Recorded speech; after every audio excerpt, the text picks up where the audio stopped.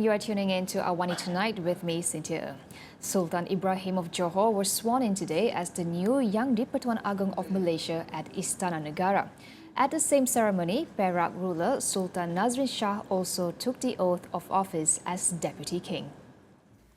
The swearing-in ceremony was held during the 264th special meeting of the Conference of Rulers, presided over by Sultan Mizan Zainal Abidin of Terengganu.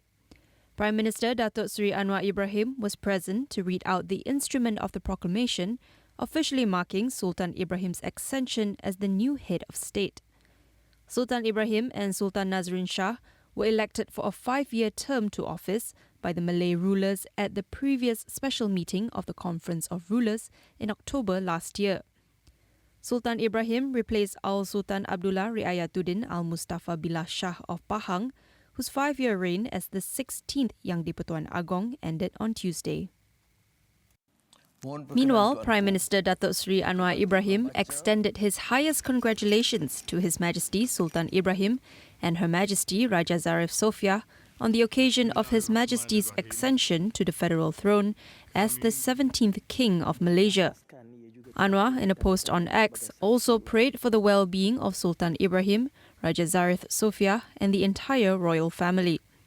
He said that he, along with all the people, will continue to give undivided loyalty and allegiance to the King and Queen.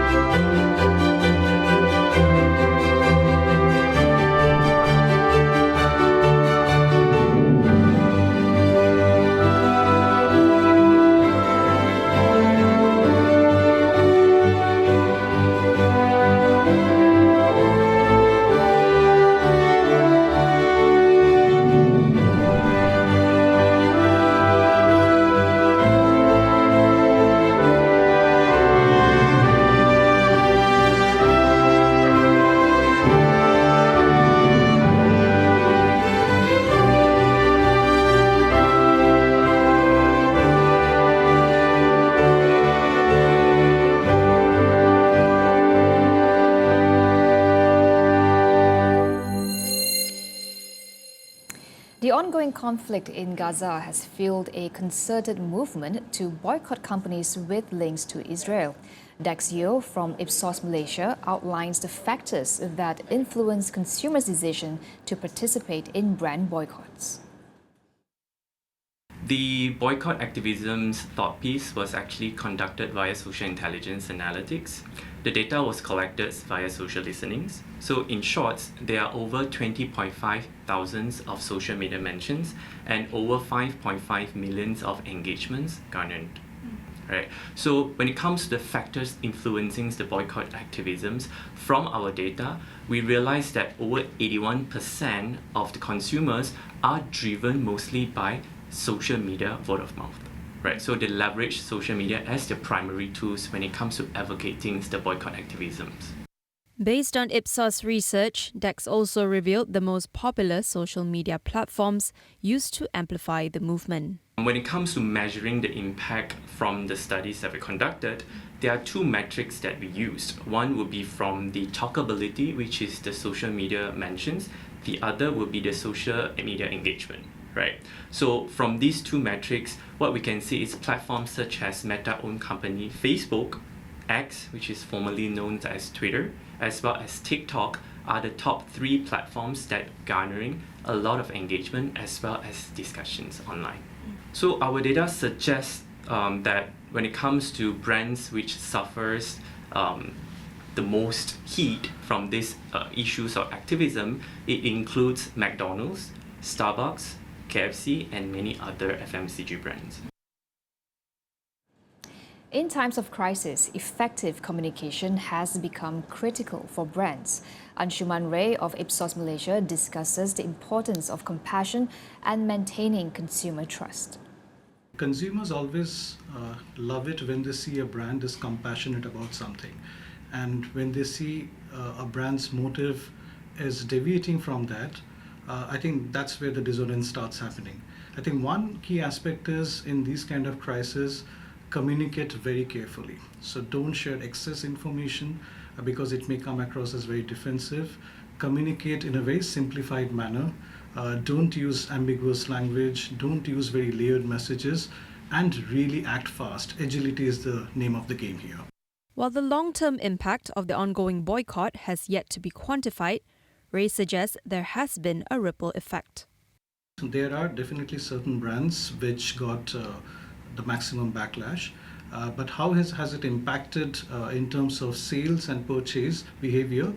We still don't have that data, but what we see as per observation as researchers, we see certain branded outlets are not having very high footfall over the last 1 month or so, which is a ripple effect of this particular crisis that has happened.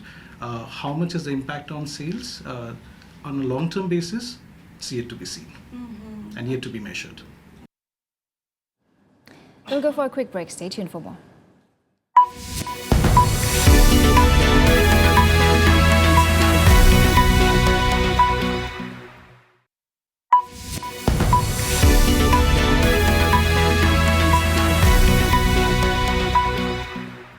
Welcome back. Former Pakistan Prime Minister Imran Khan and his wife Bushra Bibi were sentenced to 14 years in prison for corruption. It is the second conviction against him in a week after he was sentenced on Tuesday for leaking state secrets. The couple were accused of selling or keeping state gifts they received while in office for personal gain, including a jewellery set from the Crown Prince of Saudi Arabia. Khan, who was ousted by his opponents in 2022, is already serving a 3-year jail term after being convicted in a separate graft case.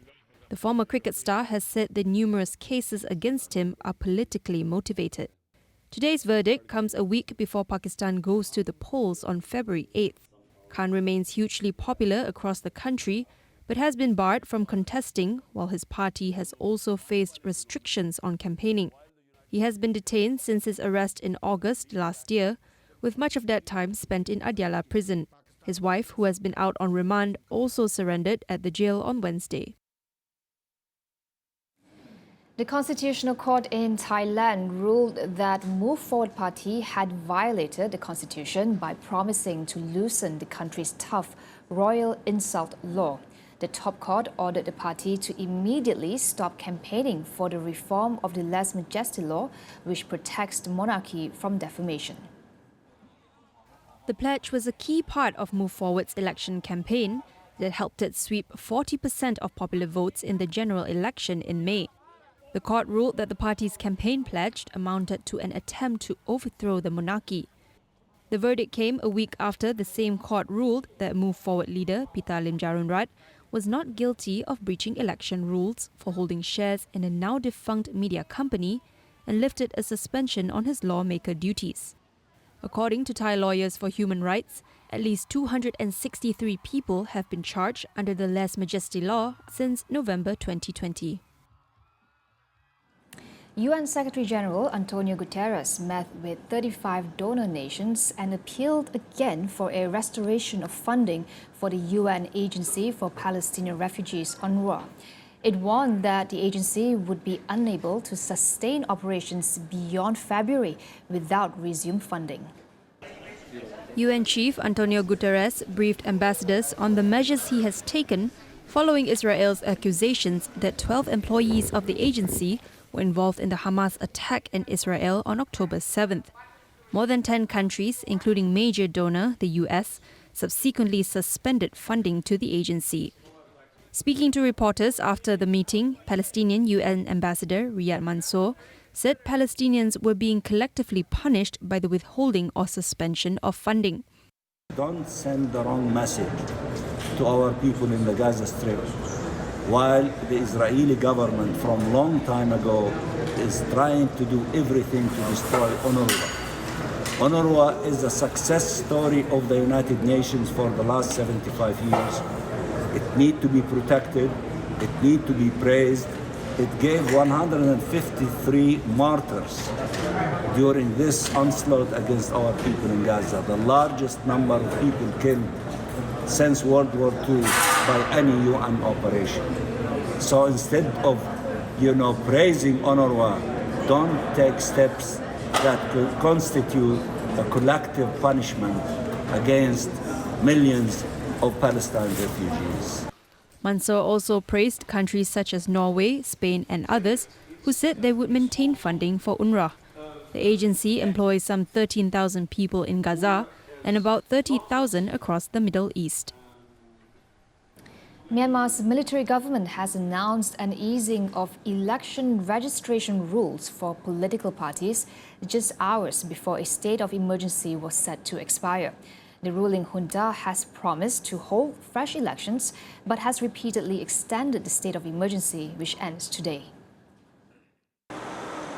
Under the new rules, the junta reduced the minimum membership requirement to 50,000, down from 100,000, and said parties must carry out activities in a third of townships, down from half. The junta has given no time frame for holding elections and last year disbanded at least 40 parties for failing to register, including the National League for Democracy and LD Party of ex-leader Aung San Suu Kyi, whom the junta has imprisoned. The junta seized power in a military coup in February 2021 after alleging electoral fraud in the 2020 election, which was won by the NLD. The government also dissolved the party after it failed to submit a registration application. Music from the likes of Taylor Swift and Lady Gaga could disappear from video app TikTok from Thursday. The world's largest music company, Universal Music, announced that it had been unable to agree on an extension on its license agreement, which expires on January 31st. In an open letter, Universal argued that TikTok was trying to build a music-based business without fair compensation for the music.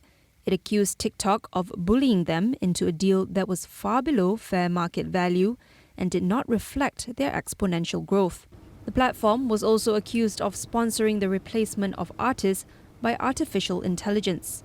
Universal criticized TikTok for what it saw as a lack of action against piracy and an inefficient process for removing problematic content, such as fake pornographic images of artists. TikTok did not initially respond to the allegations.